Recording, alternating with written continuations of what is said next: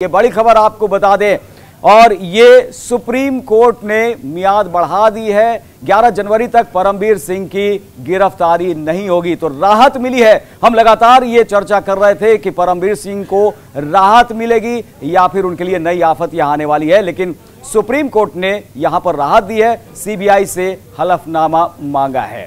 तो मुंबई के पूर्व पुलिस कमिश्नर की गिरफ्तारी पर रोक जारी है। यह बड़ी खबर हम आपको बता रहे हैं। सुप्रीम कोर्ट ने अंतरिम राहत की मियाद बढ़ा दी।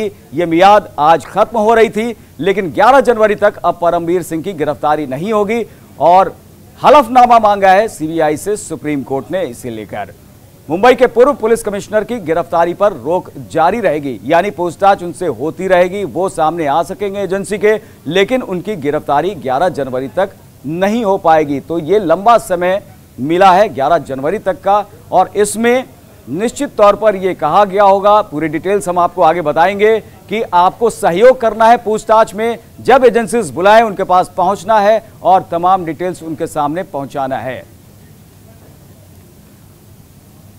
और हमारे एडिटोरियल डायरेक्टर वरिष्ठ सहयोगी मनीष अवस्थी इस वक्त हमारे साथ जुड़ गए। मनीष जी, एक बहुत बड़ी राहत परमबीर सिंह के लिए इसे कहा जा सकता है, लेकिन साथ ही साथ ये भी कोर्ट की तरफ से निर्देश कि आपको हर पल जो जांच प्रक्रिया है उसमें सहयोग करना होगा। देखिए करुण, ये बड़ी खबर इस वक्त की सबसे बड़ी खबर। जी हाँ, ऑपरेशन क्रोकोडाइल के तहत हम जो एक एक खबर को दर्शकों तक ला रहे थे, उसके तहत कल ही हमने बताया था कि परमबीर सिंह अपने मुंबई के, जी हाँ, मुंबई के नीलिमा निवास से निकलकर वापस चंडीगढ़ का रुख कर लिए हैं और आज उनकी सुनवाई सर्वोच्च अदालत में होनी थी, जस्टिस कौल और जस्टिस सुंदरेश की खंडपीठ के सामने। ऐसे में जब महाराष्ट्र सरकार के वकील धैर्यस खंबाटा ने अपनी बात कही कि परमबीर सिंह से और भी जांच करनी अभी बाकी है, लेकिन परमबीर के वकील पुनीत बाली ने यह कहा कि वो महाराष्ट्र सरकार की एजेंसीज के सामने जाकर उन्होंने जांच में सहयोग दिया। उनके खिलाफ जो एनबीडब्ल्यू थे, नॉन बेलेबल वारंट, वो रद्द कर दिए गए। ऐसी सूरत में एक ही बात बचती है कि सारे मामले सीबीआई को क्यों न दिए जाएं। तो अदालत में जस्टिस कौल का यह कहना था कि आखिर महाराष्ट्र सरकार को सीबीआई जांच करे, इससे परहेज क्यों है। महाराष्ट्र सरकार क्यों नहीं चाहती कि आखिर ये मामले की जांच सीबीआई से हो, देश की सर्वोच्च एजेंसी में आती है। ऐसी सूरत में जब ये मामला वसूली कांड का है, 100 करोड़ रुपए का है, इसकी जांच अगर आप सीबीआई से कराएं तो इसमें बुराई क्या है। इसको लेकर धैर्यस खंबाटा ने कहा कि जांच सही दिशा में चल रही है और ऐसे में पूर्व पुलिस आयुक्त का वहां होना जरूरी है। इस बीच सबसे बड़ी खबर ये कि परमबीर सिंह को 11 जनवरी तक यही अंतरिम राहत बढ़ा दी गई है और सीबीआई से हलफनामा देने की बात कही गई है। मुझे ऐसा लगता है कि अदालत का रुख भी ये दिख रहा है। अदालत ने यह कहा कि अगर महाराष्ट्र सरकार एक पूर्व पुलिस आयुक्त के साथ इस तरह का व्यवहार अख्तियार करती है तो भला उस आम आदमी की सोचिए। तो ऐसा लगता है अदालत भी सारे मामलों की जांच सीबीआई के हाथ सौंपने के लिए मन बनाने की राह पर चल पड़ी है। करुण, बिल्कुल। तो मनीष जी, माना जाए कि पूछताछ का एक नया दौर शुरू होगा और जो तथ्य अभी तक जो छिपे हुए हैं वो 11 जनवरी तक सामने आ जाएंगे, सुप्रीम कोर्ट ये मानकर चल रहा है। जी, अब ऐसी सूरत में और भी ऐसे कई जांच है जो कि महाराष्ट्र पुलिस को करना है। महाराष्ट्र पुलिस के साथ साथ चांदीवाल आयोग के सामने भी परमबीर को फिर से बुलाया जा सकता है। लेकिन सबसे बड़ी बात यह, सबसे बड़ी खबर यह कि अब परमबीर को 11 जनवरी तक फिर एक बार कोई एजेंसी गिरफ्तार नहीं करेगी। इसकी राहत है, इसका कुशन है, ये तकिया है। तो परमबीर सिंह जितनी बार जो जहां बुलाएगा, मुझे ऐसा लगता है परमबीर सिंह फिर पहुंचेंगे, लेकिन इस वक्त उनका ठिकाना चंडीगढ़ है। करुण, बिल्कुल। मनीष जी, आपसे यह भी जानना चाहेंगे क्योंकि ऑपरेशन क्रोकोडाइल के जरिए लगातार परमबीर सिंह से जुड़ी हर खबर आपने दर्शकों तक सबसे पहले पहुंचाई थी और वो खबरें भी जो दूसरे टीवी चैनल्स नहीं दिखा पाए थे। आपसे एक बार फिर जानना चाहेंगे कि किस तरीके से तमाम ये मामला आगे बढ़ा और आज अंतरिम राहत 11 जनवरी तक परमबीर सिंह के लिए। जी, अदालत के सामने इनकी तीन चीजें सामने थी करुण।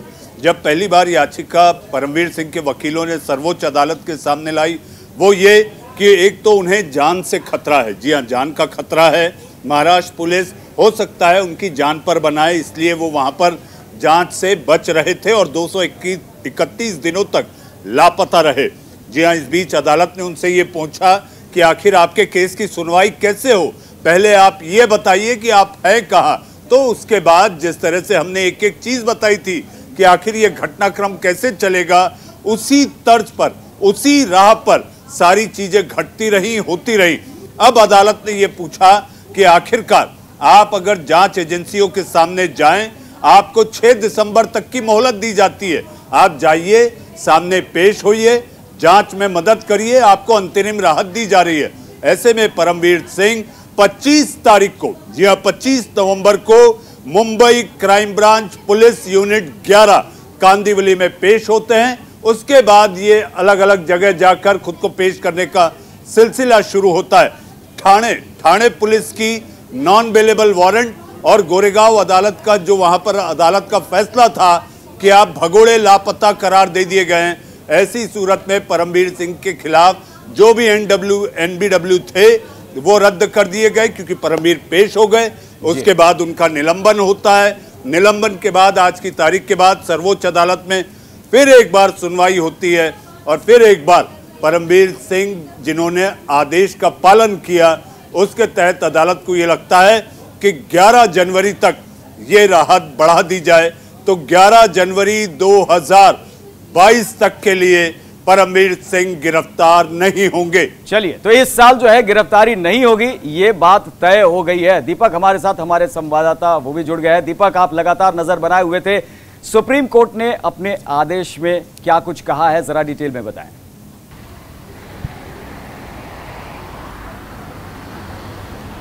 जी देखिए, अगर बात की जाए तो परमवीर सिंह के जब वकील ने कहा कि उनको सस्पेंड कर दिया गया है तो उन्होंने साफ कहा कि जब अगर कोर्ट में केस चल रहा है तो मुझे सस्पेंड क्यों गया है। तो इसको लेकर जब बॉम्बे पुलिस से पूछा गया चीफ जस्टिस ने, तो उन्होंने कहा कि हम कार्रवाई करें। देखिए, सुप्रीम कोर्ट ने सबसे बड़ी कहा कि सुप्रीम कोर्ट ने सीबीआई को परमवीर सिंह की याचिका पर जवाब दाखिल करने के लिए 1 हफ्ते का समय दिया है। तो इस पर अब आगे की विचार ये होगा। पर हाँ, एक चीज़ साफ क्लियर हो गई है कि परमवीर सिंह की जो गिरफ्तारी की जो तलवार लटक रही थी, अब वो 11 जनवरी 2022 तक बाहर रहेंगे। और अब देखना ये होगा कि क्या आगे की मुंबई पुलिस की जो छानबीन है वो किस तरीके से चलती है, क्योंकि सुप्रीम कोर्ट ने ये भी कहा है कि जो मुंबई पुलिस जो अपनी तहकीकात कर रही है वो करती रहेगी लगातार। चलिए, तो तहकीकात करती रहेगी और ये देखने वाली बात कि आगे फिर किस तरह से जांच प्रक्रिया आगे बढ़ती है। बातचीत करने के लिए, जानकारी देने के लिए आप सबका बहुत बहुत शुक्रिया। तो इस बड़ी खबर पर हमारी नजर बनी रहेगी